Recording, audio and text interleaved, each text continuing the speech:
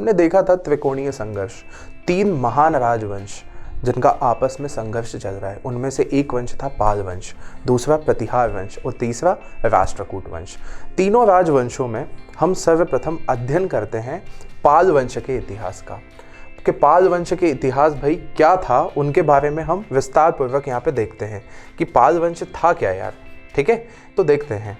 अब यहाँ पे आइए, तो सबसे पहले तो हम जानते हैं कि यार देखो, आपका प्राचीन भारत का इतिहास हो चाहे मध्यकालीन भारत का इतिहास हो, इन दोनों ही इतिहासों के बारे में आपको संपूर्ण जानकारी जो मिलती है कहीं एक जगह से प्राप्त नहीं होती है।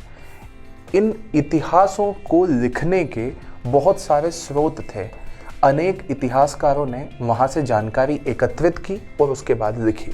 ठीक है, तो कौन कौन से स्रोत हैं? तो यूजुअली एक होता है पुरातात्विक स्रोत और एक है साहित्यिक स्रोत। और दोनों ही स्रोतों से प्राप्त जानकारी के आधार पर आज हम प्राचीन भारत और मध्यकालीन भारत के इतिहासों का अध्ययन करते हैं। तो ऐसा ही पाल वंश के साथ में भी सत्य है। पाल वंश के बारे में देखें तो वहां पे पुरातात्विक स्रोत क्या है आपका? खलीमपुर ताम्रपत्र। और साहित्यिक स्रोत क्या है आपके? तिब्बत के बौद्ध धर्म ग्रंथ और हेनसांग का यात्रा वृत्तांत, जहां से आपको जानकारी मिलती है।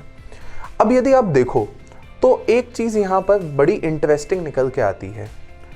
तिब्बत के बौद्ध धर्म ग्रंथ बौद्ध धर्म से संबंधित। दूसरा हेनसांग का यात्रा वृत्तांत। हेनसांग खुद एक क्या था?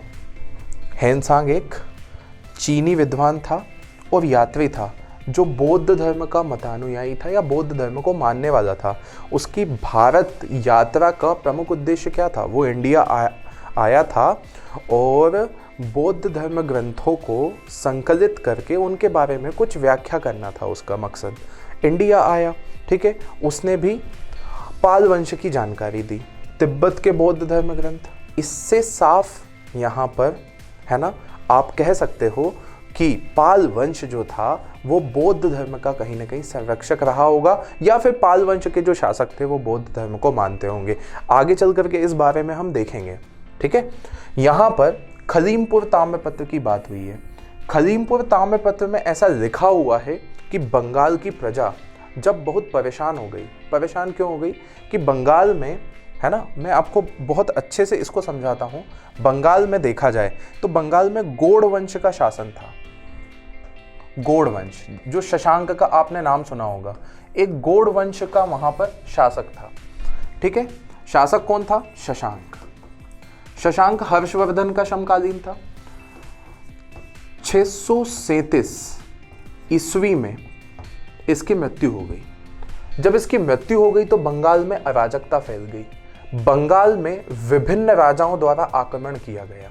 जैसे कि आप देखेंगे तो कन्नौज का उस समय एक राजा था जिसका नाम था यशोवर्मन।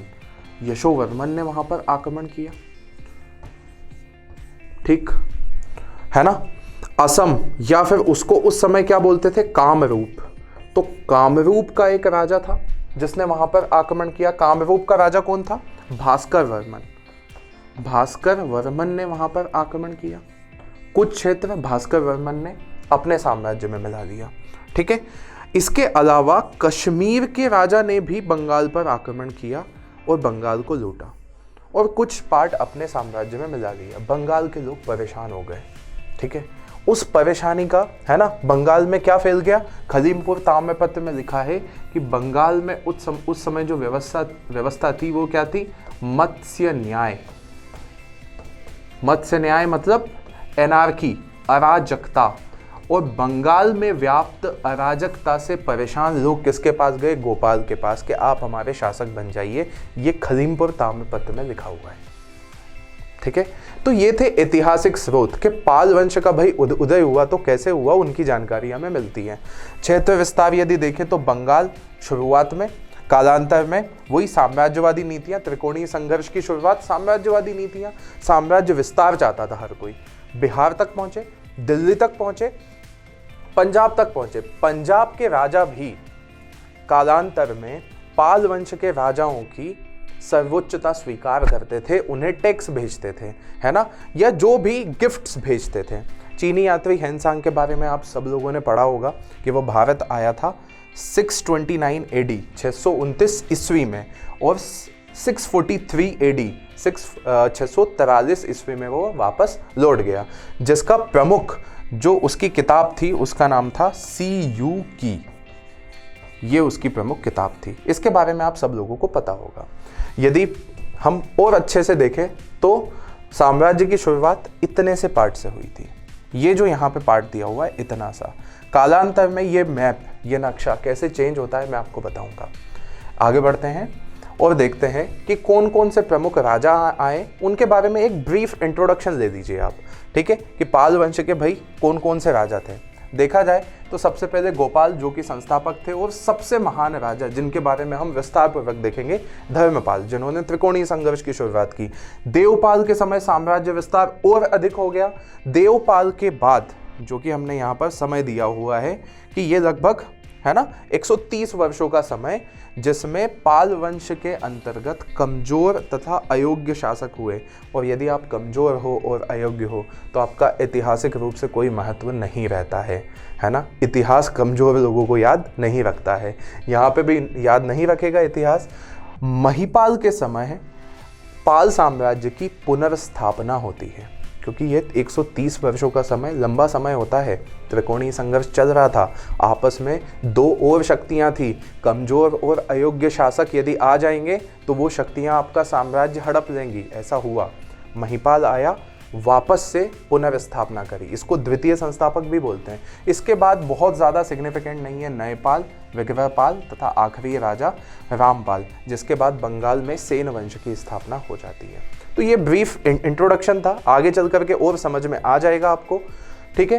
तो देखते हैं हम गोपाल के बारे में, जो कि संस्थापक थे। खलीमपुर ताम्रपत्र में, है ना, लिखा हुआ है कि अराजकता के कारण, है ना, अराजकता तथा अशांति को खत्म करने के लिए जनमानस ने किसको चुना, यहाँ पर गोपाल को चुना, ठीक है, अराजकता तथा अशांति को खत्म करने के लिए। ये एज इट इज जो स्टेटमेंट है ये हमें प्राप्त होता है कहाँ से, खलीमपुर ताम्रपत्र।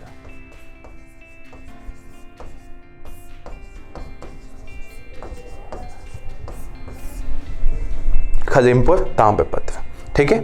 गोपाल बौद्ध मत को मानने वाला था और कट्टर बौद्ध मत को मानने वाला था, ऐसे भी नहीं था, कट्टर बौद्ध धर्म मत को मानने वाला।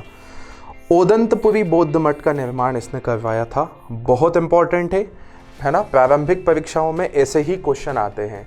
इस यूनिवर्सिटी का निर्माण किसने करवाया था या स्थापना किसने करवाई थी। जैसे नालंदा का आपसे पूछ लेंगे तो आपको पता होना चाहिए, विक्रमशिला का भी हम पढ़ने वाले हैं, पता होना चाहिए, ठीक है।